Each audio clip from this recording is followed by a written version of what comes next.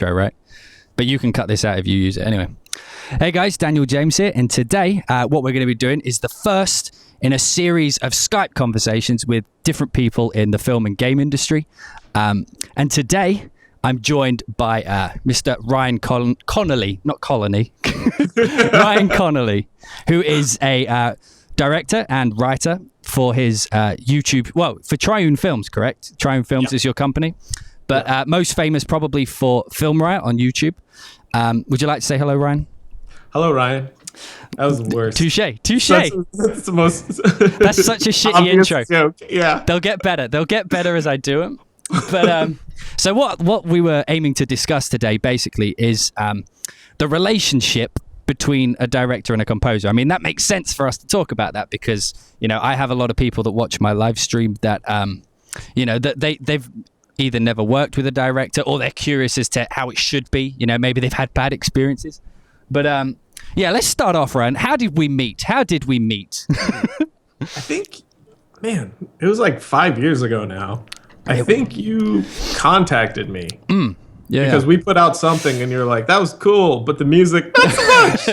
I could help you. And then I was like, this is probably somebody who's just using like loops or, and then I went and I listened to your stuff and I'm like, oh, there's no way this guy's legit. There's no way. And then I looked over and I'm like, what? I'm like, hello. Well, I have a short film. Would you like to compose it? Because I was working on Tell at the time. I remember, yeah. Tell being Ryan's first short film, like proper one? Well, but it was our first short film that we really put out, that we spent a lot of time with and put out for the Film Riot community that I put online in a big way. I did a bunch of short films before that'll never see the light of day because they're just absolutely horrible. Well, they'll probably see the light of day someday, but they're absolutely horrible. Yeah. But Tell was very specific. Like even when I wrote it with music in mind. Like I knew music was going to be a big driving factor, like a character to the piece. So it was really difficult to find somebody who would fit and help bring that to life in the right way.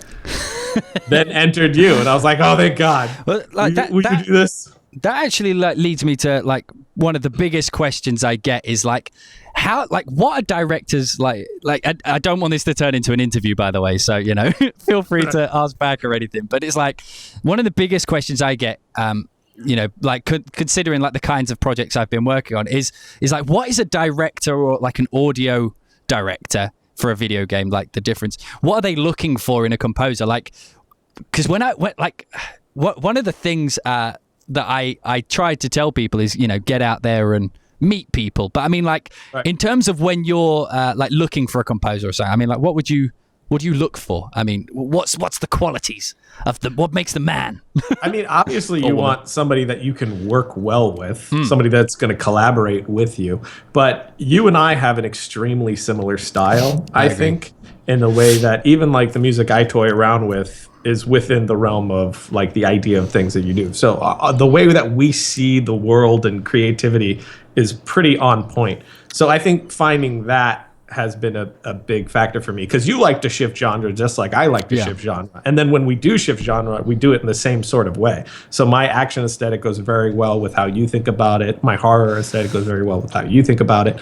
So I think it's just finding somebody who's like-minded that you really click and get along with, because any kind of, I think like cinematographer and composer, most of all, those are like the two marriages of film for me. Like those are the two main like relationships I have when I'm making something, because a lot of the dialogue of what I'm trying to tell is so riddled within those like departments. So those are the two people that I really, really, really need to click with on the right level. And then it's somebody who's willing to collaborate, who's willing to fight back for good ideas, but then be like, all right, I see what you're saying. You're the director. Let's do the thing. So it's, you know, it's having that relationship that melds with you. The fight backs, I mean, like just going on to that, I mean, like sometimes they're the most fun but the most stressful part. So I mean, it is.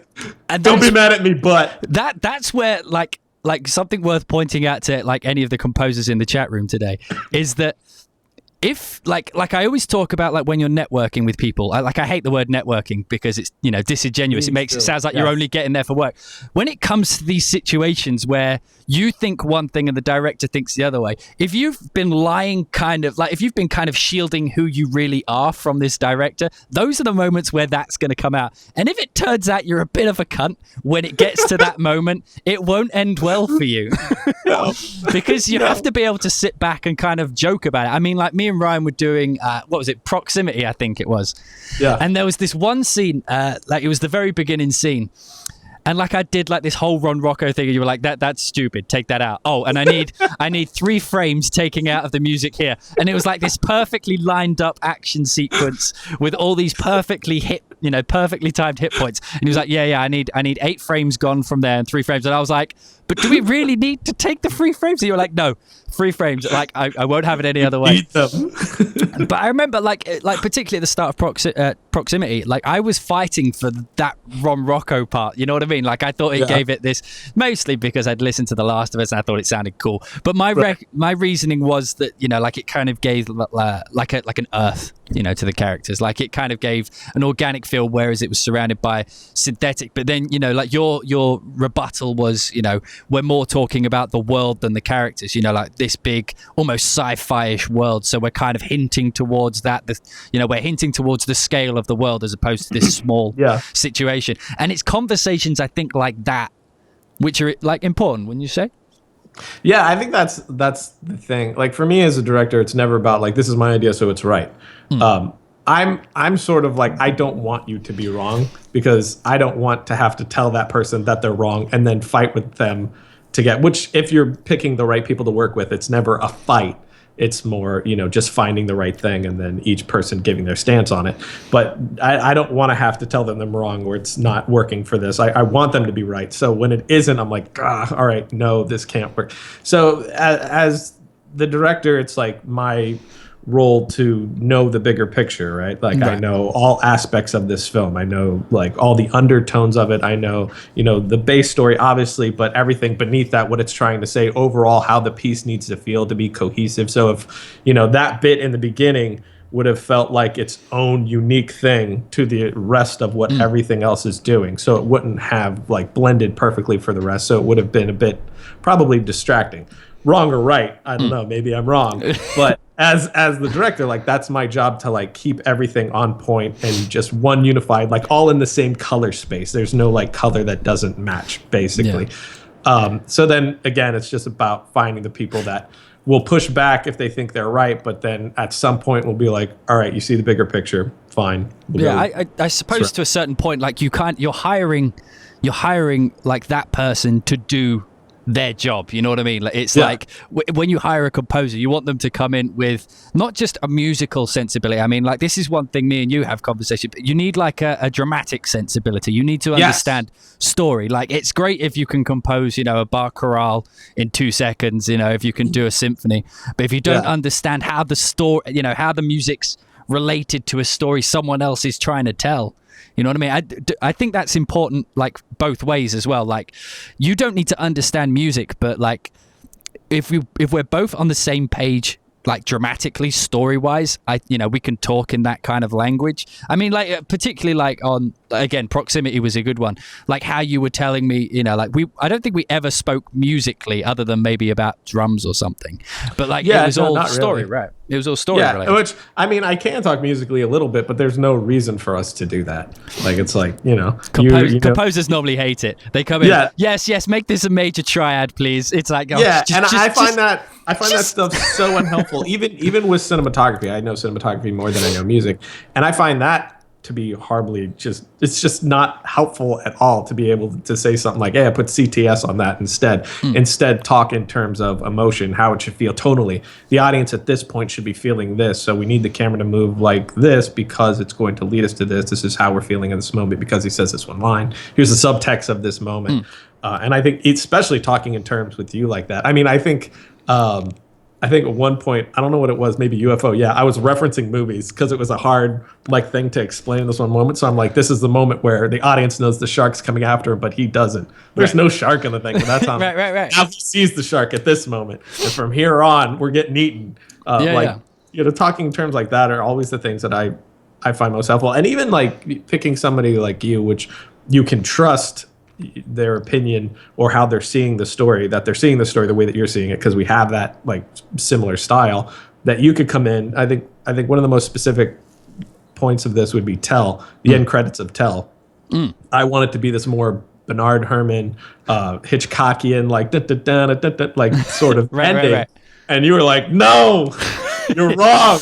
And I'm like, no, it's gonna be great. Just do it. And you're like, just let me try something. And I'm like, okay, fine. And you go away and you come back, and I'm like, oh, of course that's how the end credits are. He's 100% right. I think like I did one of the classical kind of, not classical in terms of musical style, but like one of the classical composer things is. When I did that, I think I mocked up your idea as well, but I presented my idea first, so that if there was even I never even heard the other one. I know, right? that's the point. If there was that was the thing. If there was an inkling that you would like my idea, you know what I mean? I'd sell it to you, and then then I'd do it. But if it didn't, I'd have something to fall back on. You know what I mean? Like, because like that, as a composer, particularly, like you have to be prepared that the director just doesn't like what you've done. I think we had. I can't remember which film it was, but I think there was one film where we had entire sections that were just gutted. I can't remember but yeah, like you have to be prepared for the fact that the director doesn't like it. But it's not a personal thing, is it? Yeah. Oh, that's the hardest thing too. When you get to a moment where you're like, and maybe I steered you wrong or whoever else I was working with wrong, and we just got to a point where this is wrong for the film, and you have to be like, okay, I think we need to just chuck this and start over. That's the worst. Right. It's like, how are they going to respond to this? I remember what it was now. It was the ending of Proximity. So, for those who haven't seen the film, that basically the character, spoilers, like he basically escapes the shackle of like his environment kind of thing. Let's leave it at that. That's kind of vague enough. And I played it off really heroically, didn't I? I played it off really, let's go Hans Zimmerish for lack of a better term. I played it off like lots of big chords, like really not happy, but like triumphant. And you were like, no, like the character's triumphant, but we can't, we're not selling it. It's still, he's had to kill. It's still, he's in this dark world. He's now going to become the bad guy, like. Yeah. It's kind of a dark and somewhat nihilistic end, like this round and round we go thing, which he breaks that at the end. So we do have that. We let it get a little heroic after that, once we let you know that he's trying to break this cycle. But it's still a very grim and horrible world. And it's like, I didn't want to, like, Proximity's, it's violent, but we don't really show much gore. But I didn't want to play any of the violence of like, he killed them all. I wanted it to be more like he killed someone, now he has to live with that. Yeah. So bringing in that heroic would have taken away from that, and it would have been like, he killed him. Instead, it should have been like, good God, look at what he had to go through to survive. And that was somebody actually asked, how do you convey tone and emotion to composers to me, and then how do you translate that? And I think that's a good way to say it. We just kind of showed that in that moment where you came with heroic. I was like, well, no, this is still a very dark and grim world. There's no happiness here. Like, look what he's had to do just to survive. He had to kill an innocent man just to survive, where this guy was just scared. He didn't know what was going on, but to protect his own life, this is where he's come from. So bringing in that wouldn't convey what's going on in his head. He's still in an extremely horrible place. Yeah, and like that kind of goes back to what we were saying a little bit earlier. It's like the composer and the director, we speak on dramatic terms. You know what I mean? Like, I never speak director language. You never speak composer language.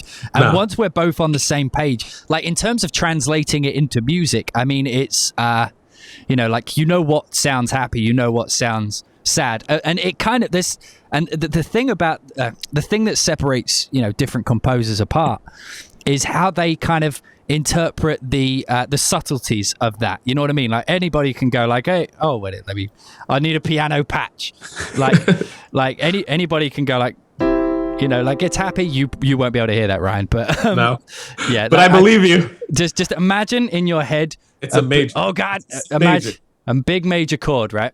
Yeah. And then, like, how someone interprets that major chord can actually differ from person to person. It's not just the chord; it's like how you're setting it up, how you're relieving the tension. But but it all stems from the conversation you have. So if Ryan says, I want it happy, I could interpret that a million ways. You know, like there's so many ways you could do it. But if he says, I want it happy because, you know, this character feels this, there's a certain kind of subtlety to how that feels, you know, like I want the character to feel triumphant, but not heroically triumphant. He's had to kill someone. And the fact that he had to kill someone could turn into musical notes for me. What notes they are is, you know, depends on the composer, really, doesn't it? I mean, you can't really go there. But it all comes down to those little conversations, I think. Yeah, and it has a lot to do with what perspective is the scene in, too. You know, are we looking, which character's eyes are we looking through? Are we not? Are we like a third party just watching the scene take place? Like, that's a big portion of it, too. So I find, talking in those terms is way more helpful than being telling you what notes you should hit, which is just nonsense. Yeah. Has that ever happened to you? Which bit? Like someone be that specific to where they're like, I think we should have a minor here. Yeah. Oh yeah. I think the worst thing we get as composers is like sound alike direction. I quit a project once because I had on multiple occasions, this section doesn't sound Zimmer enough. Like, and I was like, you know what? No. No. Oh my God. I mean, imagine that. Imagine you were doing a film and a producer goes, yeah, it's not Spielbergy enough. Like, make it more Spielbergy right here. I put him in the basket on the bicycle and off the cliff. I don't care. Just do it. Just do it. You know what I mean? That's kind of, compose. I mean, it's true. Shit does roll downhill. I mean, like if you know, like and the composers are normally the last person on the end. So all that stress, all that anger that's built up through your filming process, your pre-production process, your filming process, your editing process, your coloring process, your like VFX process. And then right at the end, when you've got all this anger built up, then comes in the composer who plays the wrong note. You know what I mean? Yeah, like, it's so true. He doesn't want to take those 2 frames out. And just take out the frames. Take them out, and you're like, why are you being so mean? That's our life. I hope you appreciate that as a director, Ryan. Oh my God, I do. And on our end, it's like I say it all the time. Like being a director, half the time I feel like is like being a bodyguard of the film. So it's like, especially because I'm like the writer too. So I'm in pre-production. I make this thing. I know every single character inside and out. I know the backstories. I know the things that the audience will never know that help convey each moment on why people do the thing, the motivation, and all that nonsense. And you go through and you write it, and then you grab your actors, and your actors start to say the lines, and they're not quite saying them the way you want them to, but you got to let that go. You got to let them start to make it their own and let this thing become what it wants to become. Like I say all the time, it's like there's 3 phases of writing: when you actually write it, when you shoot it, and then the final draft is when you edit it. And then you get into shooting, you got the cinematographer and everybody else on set who's putting in their opinions, and sometimes they're just the wrong opinions, and you know they are, and you got to fight that. And there's always this like turning in your gut of being like, no, you're gonna ruin the film. And then you get into post and you get the VFX, and people give you stuff back, and it's not right, and you're like, this ruins the moment. And so you go through all this stuff where you feel like that bodyguard, where you're like, not good enough. We need to take this to here, and it's like, you know, a lot of it is that being that bodyguard, but also being the person that's pushing people to what you know they're capable of, and trying to help push them beyond that, even, you know, what they think they're capable of.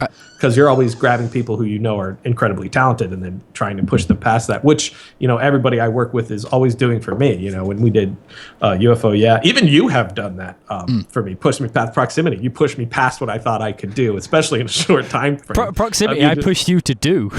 Yeah, I know. You were like, we can do it. I'm coming anyway. The story behind Proximity is literally because I couldn't get like a plane refund, like a ticket refund on my like plane trip. So like Ryan was going to shoot one film, but like something happened, funding fell through or something. But I already had a plane ticket booked to go be in it, and I was like, you better have something ready for when I get out there. And so like in like, 2 days, right? He came. We're doing it. Just do Somebody it. Said creepy door. It's because someone delivered me a delicious Starbucks. Yeah, that doesn't happen for me. But no, like what? That's a question of a director I've always wanted to ask. I mean, like as a director, do you understand, like particularly like for composers, like the pressure we're kind of under as the last person in the process? You know what I mean? I'm a tricky person to ask on that because I've done all of the departments. I mean, mostly out of like passion of just film as a medium as a whole and music as a medium. I just love music. And even before I went to film school, I was in 2 different bands. I ran music at a youth group. I was composing on my own. It's terrible. But I've done music for like, I don't know, 15 years now. So as long as I've been doing film, I've been doing music. My dad's insanely musically inclined, so he taught us how to play. And so I come from a music background already, and I have composed short films pre-Film Riot. So I was on the end of that. Same thing with visual effects. I've done my own visual effects. So I've done every job for those 2 reasons. 1, out of passion of just loving all of it. But then 2, out of even the stuff I didn't want to do, forcing myself to do it so I know what it feels like to be in that position. Like acting. Yeah. I don't really want to be an actor, but I've forced myself to do it. On Film Riot, it's fun, but I forced myself to do it in other places, especially like dramatically or acting classes, so I know how vulnerable that feels. That way, as a director, I'm not asking things that are beyond, what I should be asking, or, I'm being sensitive in the ways that I can be sensitive. So yeah, I know what it feels like to be in that chair. Not as much as obviously you would, because I haven't done it on the scales you have, obviously. Yeah. But there is that like mild idea that I think hopefully helps when dealing with composers. Yeah. So I don't know if I'm quite, because I know some director friends that just don't know what a visual effects artist does really, doesn't know what a composer does really. So I guess that relationship would be a little bit more strained, maybe. I don't know. Yeah. I mean, does there feel like a difference between directors for you? I mean, you've worked with a ton of different directors. So yeah, like particularly with, I mean, like more recently, a lot of my work's been, video game related, but which that's interesting. So is that how much different, like working with the director on that is it? So like with a director, music director in video games, right? It changes. It's a bizarre world because there's no like the Hollywood system's kind of evolved over the time to have a structure to it. You know what I mean? Like a very defined structure. Whereas video games is still, even though like it started in the 80s or whatever, it's it's only recently it's become like a mainstream big deal. You know what I mean? The past 5-10 years. Yeah. So people like the companies are going under here and there, so there's no real structure of the work, so it changes. But yeah, I'd say like particularly in film, it's a lot more kind of direct. Like the director is the person you're talking to, the person with the vision is the person who's selling it to you, whereas video games, I've found it's normally translated via like an audio director or something. So the person who has the vision is not the person you're talking to. You're hearing someone's interpretation of that vision. So particularly on Metal Gear, like literally a translation, like because the director's Japanese and it was coming through a Japanese to English translator who would kind of interpret what they meant in Japanese to rough English. That would go to my audio director who would then kind of take this like rough Japanese translation and then like tell it to me. And then I'd write something. It'd be like, what are you doing? That's not what we asked for at all. I'm like, that's exactly what it says here. It's exactly what it says. Read this! And so, like, I mean, like, there was, like, on Metal Gear, like, I did the Metal Gear Online theme. We got to version 19 of it in the end. But, there was minute changes. There were changes that happened that shouldn't have had to have happened if the translation had been more direct. So I find that in games there's a lot more kind of room for error, particularly when you're working with bigger companies, like I say, because it tends to be filtered down, and sometimes it's just delivered to you as a spreadsheet. You know what I mean? It's like this length of music here, it needs to do this. It's like the most stale kind of, oh, well, okay then. Da, da, da, da, da. It's like, whereas when you speak to a director directly, excuse the pun, but when you speak to them directly, it's more personal, because you're speaking, you can see in like, it comes down to like, like the director understands the story. He has a passion for it. He's living it, and he knows how to put into words and even body language how it should be. When you're reading off a spreadsheet, it's so much different to when a director's going, I want it to just go like that. You know what I mean? Like that means something to me. I know what that means. We have talked in those terms too, where it's like, this is a gut punch right here. Yeah, this is the moment where you feel like you're gonna vomit because of blah blah blah. And it's like, I see what you're doing there, but what you're doing right now is like I want to. I just want to get it in there. Yeah, and that makes sense. You know what I mean? That's an actual like thing I can respond to. Whereas, like I say, like when it's translated via an audio director, or like if you were to go through a producer, I don't understand really who you would talk to in a film other than the director, but like if it, because it's been translated, that person maybe doesn't, like, they might have the same passion, but they can't express it in this like the definitive way that the person who's like leading the ship can. You're doing this, and I just needed to do this. Oh man, I've had that. It's like you're at a 7 right now. Can you maybe put it up to like an 8 or a 9? It's like volume. Yeah, and I'm like, I'm already giving it 11. There's no more room. But, 2 decibels up, and we're good, I suppose. just 3 frames out there, but yeah. Yeah, I mean, like writing. I have a writer friend in Hollywood, and he kind of complains about the same thing. Like he writes something, and then he passes it off to the director, who passes it to the producer, who passes it to the executive producer, who passes it to the studio head, who gives the notes, who trickle it down back to him, and he gets this like. It's like, what am I supposed to do with this? Yeah, it's bizarre. I mean, like, I'm pretty sure there's no like, Sony executives watching this or anything. But like, if there was one bit of advice, will never work again. It's like if you want the best end product, you need to be talking to the people who can explain it the best. You know what I mean? Right. You don't want a translation of the passion, because like one person's like excitement, like this normally gets me in trouble. But like, I know so many people that are super hyped for Star Wars, right? And like, I grew up in a house that didn't watch Star Wars, so like, I understand the hype, but I don't feel it like someone else. So if I was a producer on Star Wars and they wanted me to talk to the composer, I wouldn't share the enthusiasm that somebody who had like a passion for it did. Right. Or so if it comes from the source, you're going to get a better end result, because they're feeding in words, expressions, body language that a composer can react to, and like particularly composers are reactive creatures. Like what you say has a direct input into how they because music is like a guttural response to things. Like we see a scene, we hear a description, and we know how that feels musically. You know what I mean? And like, so like if you're reading it off a spreadsheet, make it sound dark and ominous. The fuck am I going to do with dark and ominous?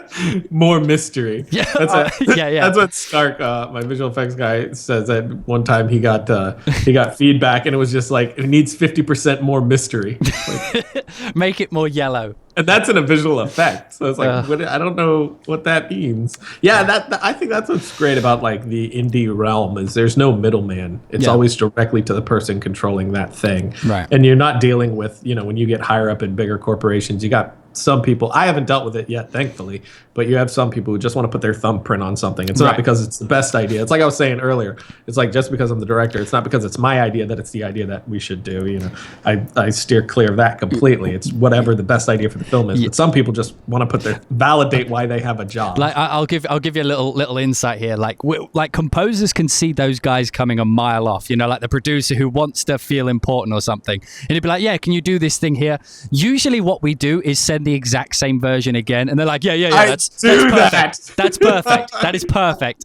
There was a trick I learned from a photographer friend like 6 years ago when doing work with a client or something. I don't know why I'm saying this. I'm putting this out there. Now I'm gonna get called down on it forever. Oh, God. Whereas like you do a color change, and they're like, it's too blue, and you're like, no, it's not. So it's like, all right, fine, I'll take the blue out, and you just completely take the blue out. And they're like, oh, no, too much. You're like, oh, my bad. Okay, how about this? And you put it exactly back to where it was. And they're like, there you go. There it is. Like, okay, I see you, buddy. Even a cinematographer friend told me the same thing, where it's like, oh, can we, that key, I don't like what that keynote's doing. Can we take that keynote off? So he takes a clothespin, and he goes over, he's like, well, come over to the monitor. And he's like, I'll have him shut it off. Just look at the monitor. Tell me what you like better. And he would click the clothespin when he's like, okay, off. And he would click the clothespin. And on, click the clothespin. Yeah. He's like, which one do you like? And he's like, I think off. And he's like, okay, yeah, leave it off. Yeah, it's that kind of click that they're like, oh, it's a response. They actually did that. They do that in music. So like, there's an argument. But I think it's like, can you hear over a certain frequency, or it's something like which sequencer. So like for you, this would be like which looks better, Final Cut or Adobe Premiere. Like there's a similar thing in music. It's like which sequencer sounds better, Cubase or Logic, and then like they'll play a track in each and they'll click the thing. There's no difference, you know, like they're playing it through like Ableton Live and they're like clicking it and it's like, oh yeah, Cubase sounds way better, you know. But yeah, so yeah, just going back to like the questions, because like I had a bunch of questions on Twitter. One of the ones I got quite a lot is how important as a director do you think a composer is to your films? I mean, it's a big question, but yeah. I think again, I think I'm more unique to this question. I think maybe because even Pepsi Max. Sorry, I saw somebody said something about your donations. They're like, yeah, but think how many Pepsi Max you can buy. I have an issue. I have a problem. You should get sponsored. There was one live stream. Shirts, there's a banner. There was one live stream where everybody was like screenshotting my stream and then just like tweeting it at Pepsi Max saying you should sponsor this guy, and then they were like tweeting like my face on a Pepsi bottle and replacing my head with a Pepsi bottle. It was great. Sorry, but yeah, how important are composers? Questions. Yeah, I think I'm a little more in favor than most because of how much I favor just sound in general when it comes to filmmaking. That's most, other than obviously the story. That's the most important thing for me. So the most like more technically driven thing, creative thing is sound. So the sound design, the mix, and the music. Even when I'm writing, I write it into my scripts. Like it's very, very much driven by that because I'm a big believer on it's not what you're seeing, it's what you're hearing. Like I can make you think you saw something you never saw. It happens in proximity. I make you think that you saw something that I never showed, but the sound was there, so you see this thing. You know, I can make even somebody had this massive reaction to one of the deaths, and somebody gets their leg cut off and was so offended by how gory that scene was, but you watch it again and we did not show it. Right. Not for 1 second did we show the foot ever getting hit by a rock or severed in any way. It was all just sound and the music, you know, forcing you into that place. So I favor that heavily. Even tell, like I said, I wrote it with music in mind, knowing that music was another character for the film. We even talked about that when we started working on it. Like it's this other character driving us forward, telling us things, basically. I mean, like exactly. Like for example, on Tell. So Tell being like a horror film. If there was no music in that film, it would be 90% a man walking through his house. That's what it would be. But the music's telling the story of like maybe there's someone here, maybe you know this is happening, maybe that's happening, and it leads you to a place, and you're like, is it? And it's like, nah, fuck off. yeah. And then we worked, you know, together in how the film was paced and edited and how I worked with that. And then you came in to help that with the misdirection of something's going to happen. Never mind. No, it's not. And then it happens. You know what I mean? That sort of thing. So that's, again, not only how important the music is for me in each film, but how important that specific composer is that I'm working with. You know, because even you in Tell, I wanted to wall that film with the music. I just wasn't confident in letting that music drop out. And you were like, no. This moment doesn't need music. Simmer down. And, you know, you helped me see that, you know, we need to drop the music out here. We need to have nothing. Let it go silent. And then let's bring it back. And you were 100% right. So it's not just music so important to me, but specifically who the person is doing the music is, you know, again, going off that same someone, you know, who has the same style as you, the same sort of aesthetic as you. So it's like you're helping me because at the point, you know, as much as you're getting the angry director, you're getting the most like insecure director because I'm at the point where I'm like, what have I made? This is the worst thing ever. I'm the worst thing ever, because the last two things that I put in there are what really save it all and make it be like, oh, well, this is working. That visual effect works. That edit works because now the sound design's in and the music's in, which ties everything up in a very nice bow. And we haven't gotten there yet. So we're at the point where I still want to throw myself out a window. So it's like there's a lot of things where in the beginning I'm like, no music here. And then we get there, I'm like, this isn't working. Maybe we need a lot of music, just the most loud music ever. And then, you know, you're there to be like, no, you were right to begin with. Go with this, you know, to help, you know, keep me confident. Calm down. Yeah. Calm down. I'm on now. Yeah, that's kind of what it is. It's like, it's okay. I've got this. You just shh. Yeah.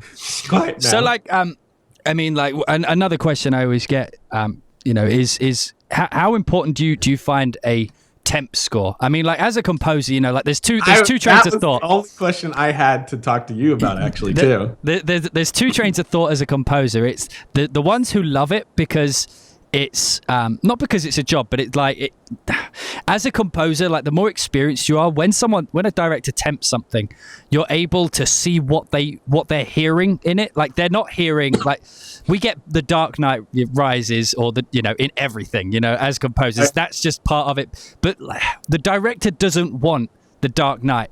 It's what is he doing with that? What is he hearing in that music to this scene? Yeah, that's making it work for him. It's not just because it's that song. They don't want you to recreate it. It's like, what is it? And then there's those who don't want to hear anything. They don't even want to hear what the director was listening to when they wrote it. What the writers will, you know what I mean. Right. But like as a director, like do you find it like helpful with temp? And would you rather a composer used your temp, or would you rather them jump in? Personally, I don't know how to do it without temp. Right. Because again, like I keep saying, it's just I'm so driven by that. Like I know when I'm writing, I'm listening to the music that I end up using to edit to. Right. Like I know from square one, this is what it sounds like. This is why. This is the tempo. This is the pace. And I look at it the same as everything else that I do. With my cinematographer, I'm creating like a lookbook or whatever you want to call it, a style board, whatever.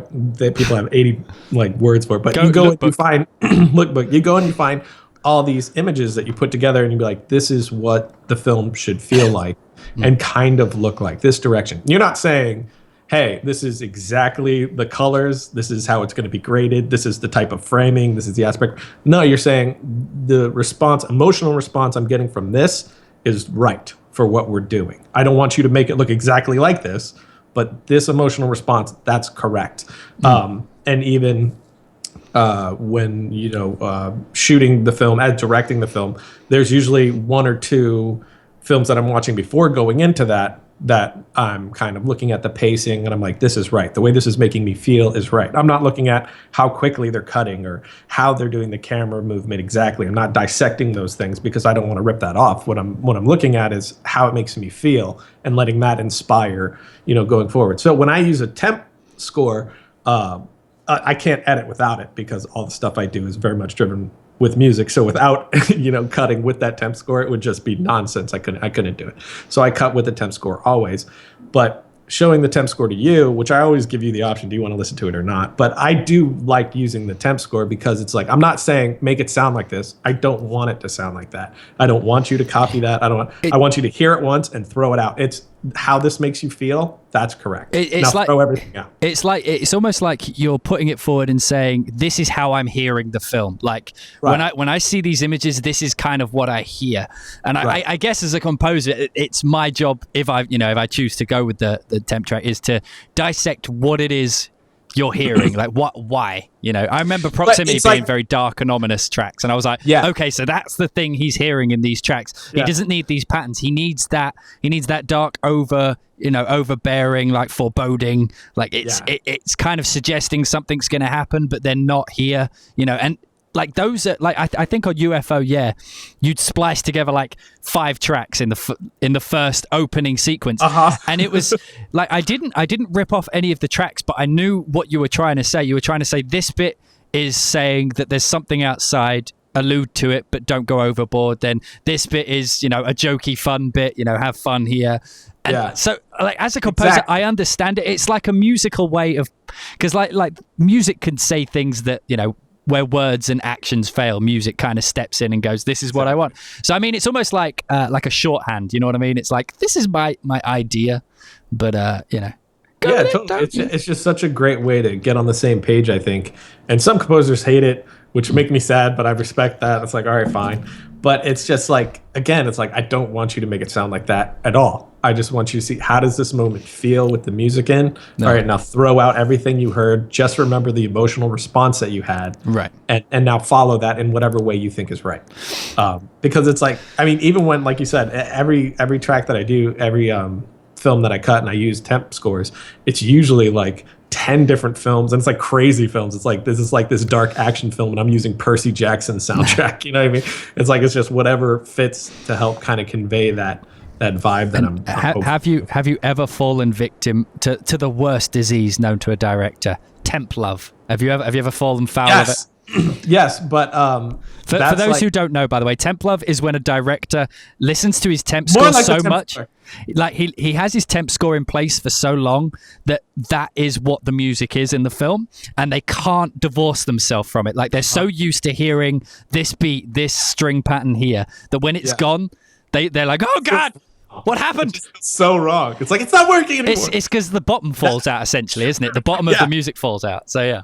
Yeah, that's the biggest danger with it for sure. One thing that I do is once I have it all done, I have the temp score, I've sent it to you, I delete it and I start watching the film without any music at all to start hating it, because it's like, there's no music, this feels slow, it's wrong, it's terrible, and then you come in to save the day. So it's like, it starts like erasing that from my memory. And then once you send a bit and I listen to it, and it's not like the temp score, so it's like, it's a bit off-putting for a second.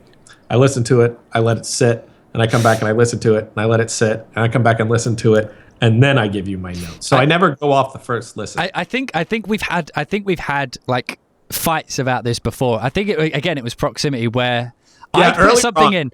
I put something in and you were like, I don't like this. And I was like, I think what the reason you're not liking this is because you like your temp. So I'm going to carry on with the rest of the score. Just ignore that for now. Let's just leave that where it is. And if I remember right, it didn't change much from what it was. Like, I don't think it changed at all. Like, I think we got to the point to where it was like maybe an 8-frame Connolly moment, but it was like, okay, you were right. I was stuck in like how I wanted that to play. Yes, and again, that 8-frame Connolly thing, it's a bit of an inside joke, but like so many people, when I said it, because I did an interview for Ryan, like on his Film Riot show, so many people in the comments were like, why do they call you 3 frames Connolly?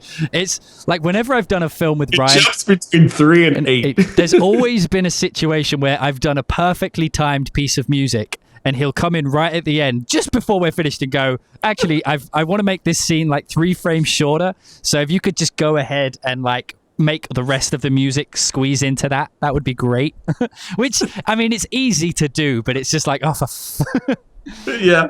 But yeah, I mean, that's like, I guess that's the hell of all the composers and sound designers that work with me, is because I do get extremely like specific with that stuff, where it's like, well, no, it needs to move literally 2 frames. Yeah. And because it's like, for me, it's like, it makes all the difference. Those 8 frames make all the difference of the hit happening right on the punch or right after the punch. So it's a bump, you know, those little moments make all the difference to, you know, turning your insides the way that I'm trying to do it. You know, it's like you and I and the sound designer, we're all like composers of emotion at that point. Ooh, so we're poetic. like trying to like, yeah. So we're all trying to get in sync with that and make it all work seamlessly. So everything's hitting in a way that's going to keep, you know, to be in tempo with your heartbeat. Right.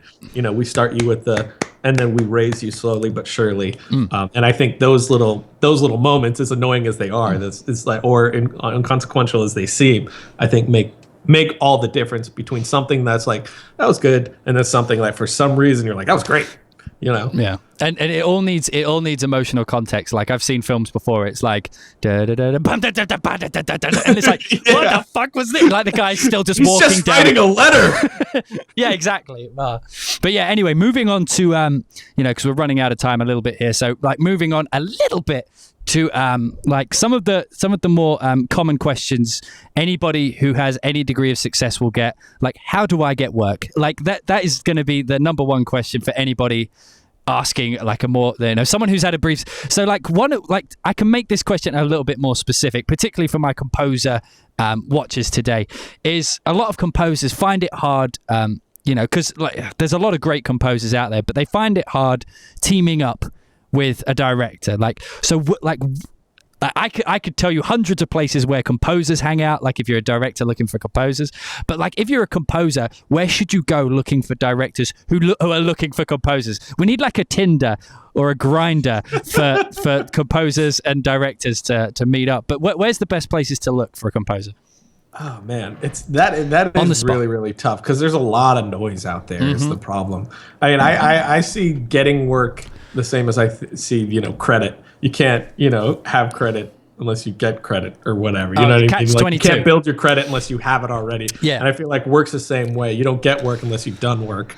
So it's like, you know, as long as you have like a, you know, a reel to show for yourself, and you have like all these different genres, like, there was a new composer that was talking to me the other day, actually, asking me, you know, I'd love to work with you. And I'm like, hey, why don't you go and What's do his this? name? Where does he live? No, I swear, it meant nothing to me. Sorry, go. But you know, it for me, it was like, you haven't scored a film or a short film, anything yet. So why don't you go get, you know, a trailer or a clip of a film, or take a short film, strip all the audio from it, and, you know, compose that, and then you could show that to people, and then just start offering your services. You know, when I started out, just in what I do, I did a lot of work for free. I just offered my services for free for a good year or two while making ends meet over here. I just started building a name for myself, building the work. Just on that point. Just on that point, sorry, I just wanted to jump in because you gently touched a topic there, which is like that I need to talk about with you particularly, is working for free. So like I have a very strong opinion about this. I mean, tricky type. Okay, so like particularly in the composer world, like you say, and I'm sure it's the same in the director world, there's a lot of noise out there. So there's always someone willing to undercut you, right? So like the first bit I just want to say is never undervalue your service. But on that point, working for free, like never work for free, just free in general. But what you should do is like a compensation doesn't have to be financial. Exactly. Like you don't have to get money for your work, but you have to have some incentive. Like you're getting something out of this process that the work put in isn't just because they wanted it. You know what I mean? Yeah. Like I think the first film, the first film I worked with you on, I did for completely free, but that was more because I wanted to prove myself to you, but it was also you were offering me like I think at the time you had like hundreds of thousands of followers, so you were giving me a platform for my music. You were allowing me to sell the soundtrack to those people. You know, you allowed me to maintain rights to that one to a certain degree. You know what I mean? So like there was incentive for me to do it, and I mean, like, what's your view on that particularly? I mean, like I know what it's like for composers. But I think you nailed it. Like the same thing for me. Like the free work I did was all work that I did because I was learning something, because I was working with somebody that I wanted to work with, and that's when I was like starting out. And then once I was sort of in the professional world, but still trying to find work, it was the same thing. I was just far more picky. You know, I would make 20 times more money on something that was super easy to do, but it was this commercial gig that I cared nothing about. But then spent like a year of my life doing something for free because I was really excited and passionate about this thing that I wanted to do. You know what I mean? Yeah. So it's like, I agree with you 100%. You should never do something for absolutely nothing. There should be some kind of benefit to you for it. If it's an artistic benefit, great. If it's, you know, getting your name out there, great. If it's, you know, I try to, because we're still in the indie world, so trying to keep budgets down, but I want it to be beneficial for everyone. So when we do something with you, we sell the soundtrack and the money goes to you, and we'll sell like, you know, tutorials on this, and we'll help push this guy, you know, to be able to sell this, or, you know, so we'll find different ways to make money, because short films don't make money. Yeah. So there's people giving their time to the work that we're doing. And this is like my little passion project that everybody else is excited about too, but I don't want them doing it for absolutely nothing. And, you know, I guess what it is, it's, you know, you could take the free word away and then just, you know, is it something advantageous for you, or are you being taken advantage of? Like you should never be taken advantage of. Yeah, it's just compensation. It's like, what is your time worth to you? If what you're doing isn't worth what you're getting to do it, then just don't do it. Never undersell and never undersell yourself. Like this is important, particularly in the professional world. Like I have like a small little, you know, like I've had a few little, you know, successes recently. So like I have a little insight to it, but it's like never try to undersell what your skills are worth, because like if like there's been projects, I won't name which, where someone tried to come in and undercut myself, and all they did was make themselves look cheap. Like, and that was the word. That was the word I heard from like the person above me. Is this person like came in with this, you know, like insanely cheap. Like, I'll do it for this. You know, if you work with me, it's like never intentionally undercut someone for, you know, like, because it just makes you look either desperate or cheap. You know what I mean? Like, if you are willing to sell your skills so low, you can't value them that important. You need to like, so I have, you know, like, well, my agent does, but like we have set rates of like what we won't go below. You know what I mean? Like if we're doing a project of this caliber, we don't go below it. And if a director is not willing to pay that, then they go cheaper, and that, you know, I'm sure, you know, you can respect this. It's like you get what you pay for, kind of thing. So 100%. And that's something that's even, you know, still tough for me is like valuing yourself at the right spot, like not undervaluing yourself. It's like I'm still trying to find that, which is what agents and managers are great for, but I'm still kind of staying outside of that. I like staying in my own little world where I create this like group of creatives and it's just this pure thing where we all get together and do something, you know, fun together. So, I mean, you know, dipping the toe in that sort of world, and I've dealt with, you know, that sort of thing. But for the most part, I like to try to do things on my own. So it's kind of hard to not undervalue yourself sometimes. Like, well, am I charging too much? Like that stuff gets very, which is when mentors come in, which are great. Yeah. You know, like somebody talking to you, a composer talking to you, being like, okay, here's the thing. What did you do? And being able to find somebody who's already been there and is willing to be, you know, that honest with you and being like, hey, you know, it should be somewhere in this range, especially because it's also, where are you at in your career? It's like what level of project this is, and what level of project is this, and then what level are you at? Yeah, you know. Yeah, and that's particularly for new composers and directors. Look for people who are at the same level as you, because you know you'll be willing to forgive each other's like missteps. You know, like new composers are gonna fuck up a lot. I mean, like you still fuck up at the top level, but new composers are going to fuck it up a lot. They need to, you know, you need the experience. Like you said, like it's hard to find work without experience, but you need the experience to get the work kind of thing. But like, so if you find someone on your level, you know, like they may fuck up their film a little bit and you may fuck up the sound. It's okay. You do it, you move on, you know, but you learn so many things. Like for every film we've done, I've learned so much. That's so true. I see that all the time where people are trying to reach way too many rungs up on the ladder. It's like reach for the next one and then the next one, and or it's like, you know, I've never directed a film, so I'm going to make a feature. And it's like, well, maybe rope it in, maybe do a 2-minute something for no money, do a bunch of that, go online, find all the tutorials you could possibly find, make 1 million of this one little thing, be terrible 10,000 times until you're, you know, good once, then go to the next thing. And that's something that Film Riot has really taught me, and it's been great for us. Is over the years we've been forced to make something every week, and we haven't been making a sketch every week for a little while now because we're working on bigger things behind the scenes. But for a long time there, we were making a sketch every single week, and it wasn't something we were spending time on. It was something that we would do like in a day. I would write it in a couple hours, we'd shoot it in a couple hours, and then, you know, we'd throw it together and put it online. But by doing those that quickly over and over and over and over and over again, the amount that we learned once we like spent time to do something, it was like, whoa. Yeah. By that point, I mean, like, you know what works, you know what doesn't work. So the time when you get onto your next project, you don't do the shit stuff and you do the good stuff. And every time you do the good stuff, it becomes a little bit more ingrained in your muscle memory. So it just becomes part of what you do.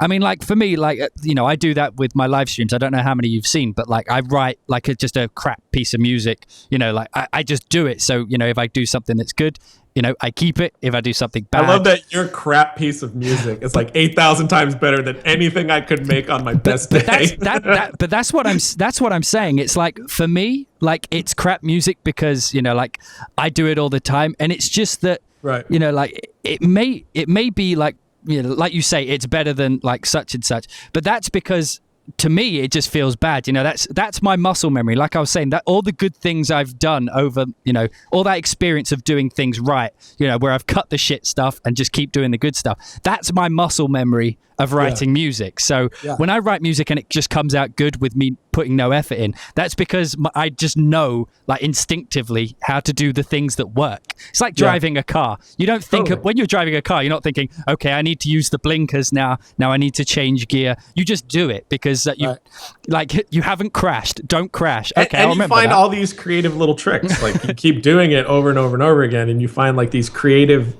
solutions. What I always call it, like the filmmaker toolbox.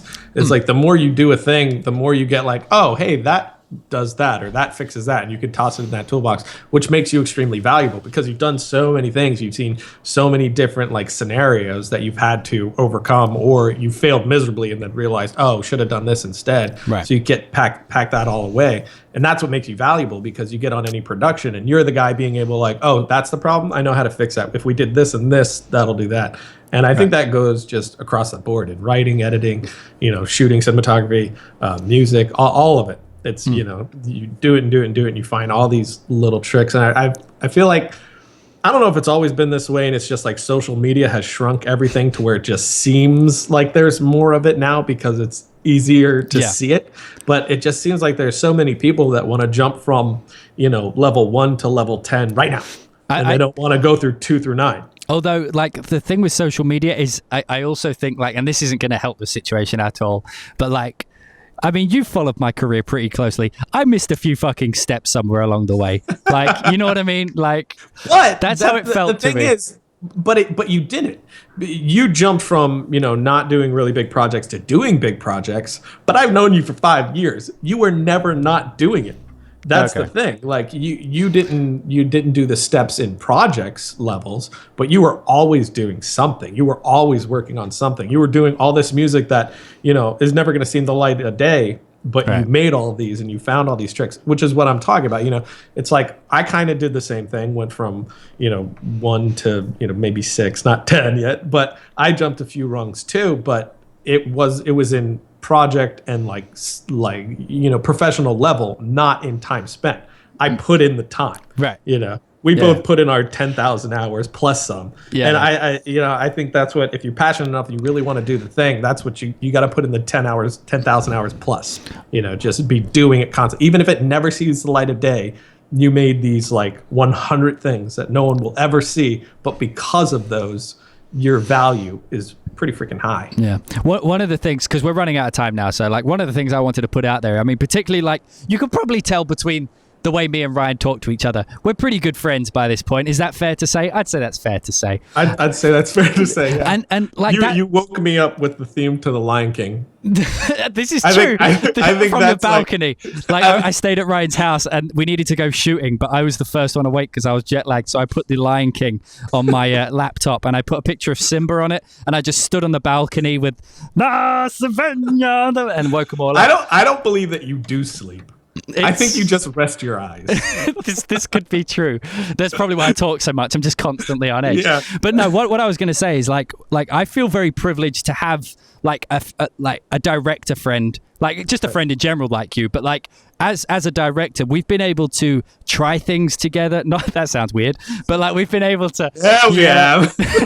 We've been able to like film wise, we've been able to experiment on films. We've been able to like take leaps of faith and trust each other's judgment because we know how each other thinks. And I think that's kind of important. I think everybody should have their Ryan Connolly, you know what I mean? Like, or their Daniel James. Can we make that a shirt where everyone needs a Daniel James and you wear that everyone needs a Ryan Connolly? But no, like, don't you think like, because like you're like, this will sound weird, but like you're sort of like a safety net. Like with you, like I know you'll put out a quality film when you make one.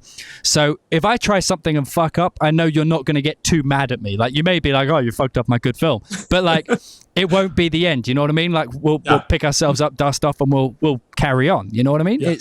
I mean, first, thanks. That's nice. I like that. That's kind of you. But yeah, no, I agree 100%. I think that's like what we were talking about before, is you find somebody who's on the same level as you, that sees things the same way that you do, and then you learn from each other. Like you've taught me a lot about hills and valleys. Like I always thought I knew that, that you need to bring it up here and then you need to crash it down and then you jam it right back up. That sounds horrible. And and then, you really get that response from an audience. And that, like, working with you just in music informed a lot of the ways that I even write. Yeah. So you're finding these people that are pushing you to that. So as much as like whenever we do something, I try to push you beyond what you think you're capable of, you're always pushing me right back, on what I think I'm capable. Proximity is a great example of you being like, shut up, go do it. You can do it. Yeah, exactly. And everything that we do, you kind of like, once I'm like, hey, I'm doing a film, this is what we're doing, you're always a big part of what, drives it. So finding those creatives in all the aspects of what with me, you kind of just deal with like a director. With me, I'm dealing with a cinematographer, a composer, my post sound guys. There's lots of people around, but in all of those main departments that I'm collaborating with, I'm looking for that same sort of thing. Like going back to like what we were saying earlier about like technical muscle memory, like relationships have the same thing. The longer you work with someone, the easier it becomes because it just becomes such like a shorthand. Yeah, it becomes a thing. Like, so, cultivate relationships. And like I said, if you meet someone, like you go to a networking event, fucking hate that word, but if you go to a network event, you meet a director and you don't put your real face forward, and like, or if you meet someone you just wouldn't get on with in person, even if they're like a really talented director, just, is it worth it? Like the product's not going to be the best way it can be because you'll constantly be fighting that. I totally agree. I've turned down a few things for that exact reason, where it was like, this would be awesome, but we're going to clash so much that it's just, I don't see this turning out well. Okay, so we've come to the end of our hour, but if you don't mind staying just for a couple of like chatter questions, would that be okay, Ryan? Yeah, for sure. The one thing before we move on to that, the one thing with finding like, somebody like, me having you having me, that sort of thing, it is a little rough at the start. Like we were talking about the shorthand. So I don't want people to think that it's like this, you find a person, it's like an immediate click and it's just all rainbows and butterflies. It's like, at first there are those growing pains. It really is like a marriage where it's like that first year of marriage, you're figuring each other out. You're figuring out how, this relationship's going to be. And I feel like that's what the first film is. Yeah. And then after that, you really get to know each other. So now we're at the point to where I, can say like, it's kind of like this. And you're like, I know exactly what you're talking about. Be right back. And then you come back with exactly what I was thinking. But, our first stuff together, there was some growing pains there. So I don't want people to think like, this is still too difficult. Well, this is not the guy. But I always knew that, like, from the first time we spoke on Skype, that we would get along as human beings, as people. Oh yeah, that's paramount. Like, that has to be in place. Like, if you don't get on with the person on a base human being level, it's like when you get to those growing pains, you just be like, fuck this, I hate you, I'm out. So if anybody in chat has a question for either like me or Ryan, or the process of working in between while we wait for the delay and like of both the chatters' minds and of the chat, like I've got one last like loaded question. What's your worst experience with a composer? Worst. You don't have to name names. It could be me. I mean, before you actually, you kind of saved Tell. The guy that I was working with, awesome guy, very talented, but he came in with something that was so wrong. He might as well have been composing a comedy. It was so off. Right. And it was like one of those where it's like, you don't understand my style. I don't understand yours. Like, because his music was great. And that's a really good example of it, of finding someone where you guys click. They can't just be talented. You guys have to click creatively. So, his skill level was really great, but he came in with this score and it was just so wrong. And I was in pure panic mode. And then here comes Daniel James, and I just saved the day. It in. But it was just like we were on totally different planes, and I was like, no. And then he was like, okay, let me try it, and he did a thing, and he brought it back, and it was horribly, horribly wrong. So that's one of those moments of that like gut wrenching. I'm like the bodyguard of the film, but oh god, everything's going wrong now. What? I think that's the worst. I've been lucky. I've worked with you, I've worked with Ben Worley, and both of you guys are amazing. So it hasn't been an issue for me. It's been like great experiences so far. So that was the only, and again, he was a great guy, very talented. It's just our styles did not click at all. So it was just, he was so wrong for me and I was so wrong for him. And so we just, and that's okay. And that's totally worth pointing out. Like his career isn't over. You got over it. You moved on. Like, it's okay to like fuck up, get it wrong. Like, trust me, there's plenty of directors out there. There's plenty of composers. So if a relationship doesn't work, you don't have, it's like a marriage. If it's not working, why stick it out? You know what I mean? Yeah. Like, and it's just, don't burn the bridges, because I've you're a cunt, Connolly. You're a cunt. I'm leaving. Yeah. Even though I cut him loose and he did all this work, and I had to cut him loose from the film and all that. He was very gracious about it. And, it was a good experience. We still talk every now and again. And I've recommended him to a ton of filmmakers that I thought his style would fit with. So it's, there's still been me passing his name around happening because, we did end it well. Oh, okay. So like that's the end of like the main questions I had. So now we're gonna jump over to the chat questions. These aren't up on screen. That's mostly my fuck up. I should have put a chat on there somewhere. I didn't. Lazy. But so I'll just read the question out loud. So Rystro says, "Can you guys talk about suites versus temp music?" So like the difference being like temp music is like, we talked about that earlier. It's just music the director will place in. Whereas a suite is like Ryan will tell me what his film's gonna be. And I would go away and write a 20-minute piece of music that would be my interpretation of what he told me, and then he would like either say yes or no, I like this, I don't like that, and then use that on his film. Trent Reznor did that for Gone Girl, right? I think so. And Junkie XL definitely did it for Mad Max, and I mean, it's we should try that sometime. I don't think I've ever sweeted one of your films. I like the idea of discovering the themes before time. I definitely like that. I've thought about that before, about doing. We should do that, where it's like we discover the thematic elements at least, and then sort of see how that plays into the creative process of actually making the film too. I think like particularly Junkie XL and those remote control guys, the Hollywood guys. There's been a few stories where they've written the score before the film was even made, and that was I think Hans had a story about Inception. Like Chris Nolan gave him like a sheet of paper and told him to just write some music, and that kind of inspired the direction the film took, or something along those lines. We should do that one time. So it's almost like you're making a film to my score. Yeah, because then I could make a temp track with your exactly tracks. And then I'll be like, we don't need to redo that. It's fine. Terrible. Just and pay then you me do something totally different. Pay me money. No, okay. So yeah, we're going to go through these pretty quick. So we'll on to the next one. 7up Pony, who actually came on video chat the other day. He was very scared. Ollie from the stream, he says, I wasn't sure I could make it to the stream today. I wanted to ask a question. What forums or online communities would you suggest joining in order to get to know directors? So are there any message boards or like chat rooms that a director could go to, even at the base level?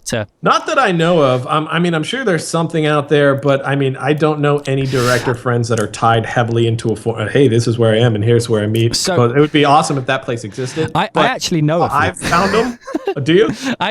As a composer, I used to search them out. I think one is called DVX Forum. Like my advice would be go to camera manufacturing websites, and you'll find people who've put. So like you can almost find a director at your level by the price of the camera. So like if you find like a $300 camera, then find the message board for that camera. There'll be a director who's using that camera because he's at your level. Do you know what I mean? Those are like, those are more like tech boards, and you're going to get people who do like wedding videos and that.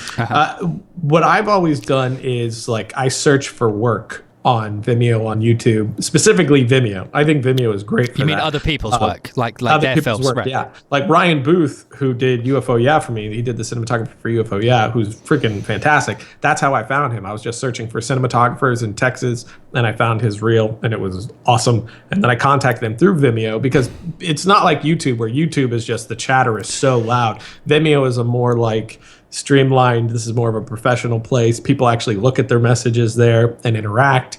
So I messaged him there, and then he messaged me back, got his email, and then it went from there. So I think hunting people's work down and then finding someone, like you said, at the level of the stuff that you think you're doing, and then contacting them, and then contact a ton. That's how I got my first gig. I think I contacted 150 companies, and one responded, and I got the job. It's so I think it's, putting in, not only just putting in your creative work, but putting in your work to make those connections. Yeah, it's a weird situation for composers though, because there's so many composers who are proactive. You know what I mean? Like the relationship almost works in reverse when it comes to music and directors, because there'll be so many composers like, listen to my music, listen to my music, listen to my music, please listen to my music. So that's got to be tricky, like picking a composer with teaming up a director and a composer, because I don't think many directors these days go out and actually listen randomly to people's music anymore, because they're just inundated with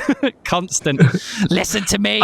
I did before. I was trying to hunt somebody down who'd be willing to work for me, and I didn't find anyone who would respond to me. I liked their music, and I'd be like, hey, I love your music, and they just didn't respond. And then it was you finally who contacted me. That was back in the day. Like now, I get that a lot. Hey, check out my music, check out my music, check out my music. But I think what would even be helpful for people that are like, hey, check out my music, which I think I saw one composer do, was kind of what I was saying before, taking other scenes and redoing the music for it, to show not only sure, you can make a track, great, but can you work that to what you're seeing?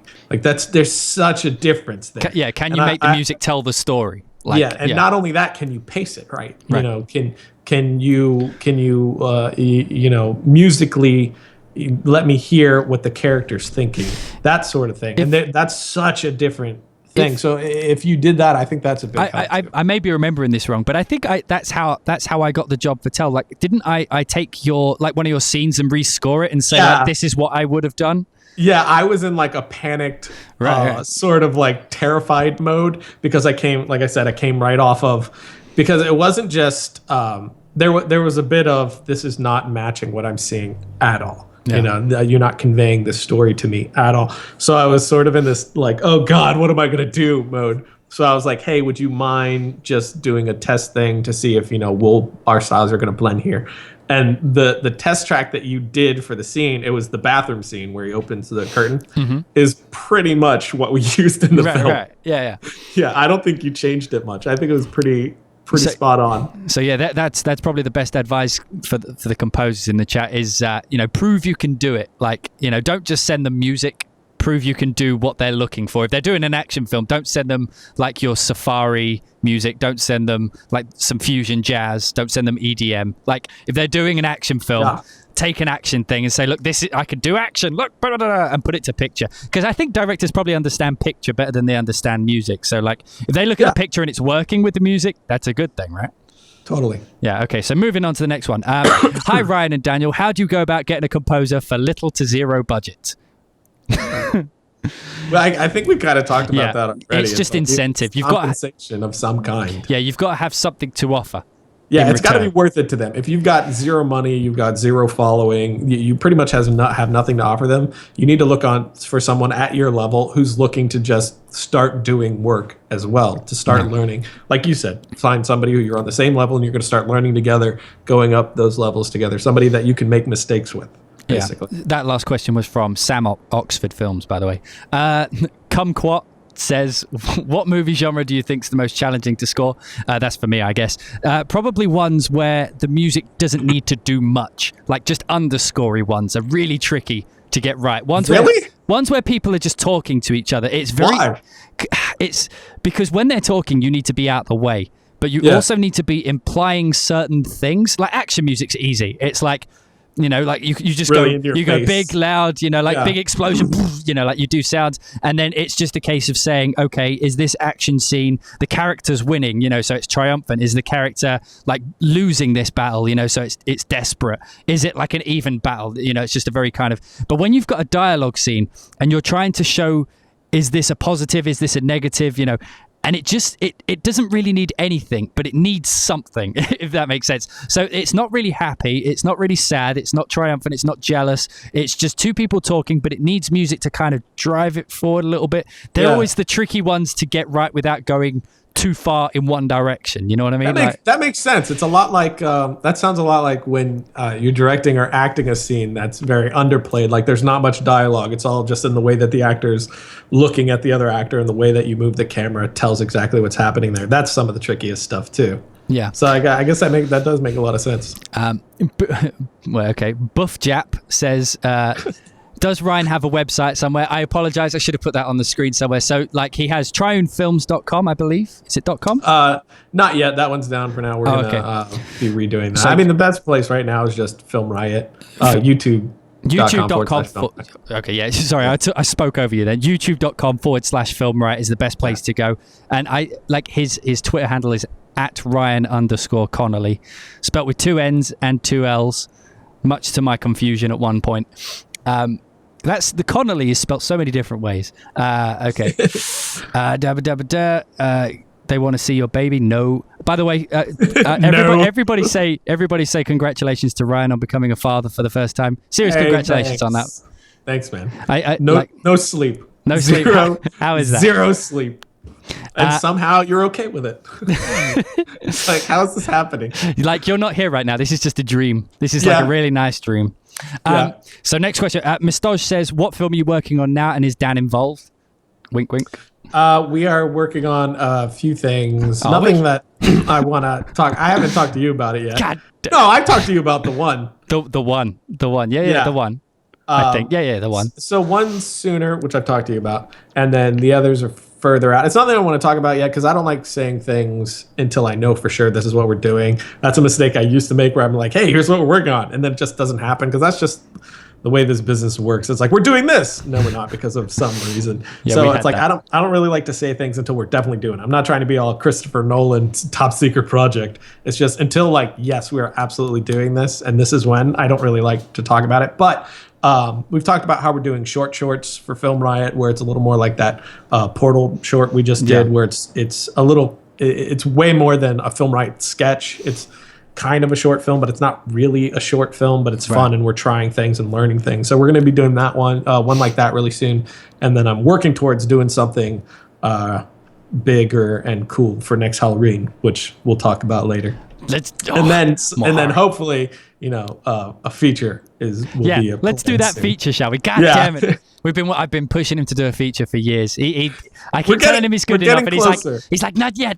Young Padawan, not yet. Not yet, Daniel. I'm playing maracas or something. I don't know what that was. It worked for me. Skylar Ocean asks, any tips for working on a project where you will most likely never meet the team in person? Which we've probably got quite a bit of experience. Skype is your friend. Like it's just a different world now. It feels natural. It's like even when you and I actually met in person for the first time, it was weird. It's like this wasn't the first time. It felt like wait, is this the first time we've been in the same room? We felt like friends, old friends, the second we walked through the door. Yeah, like Skype, FaceTime, all that stuff is great. Doing stuff over just like IM and email is super impersonal. It works to some extent, but at some point you really need to jump on, which is the way that we do it that I love is that, I think it's through Skype that we like get through and I can hear the music while you're doing it. Yeah.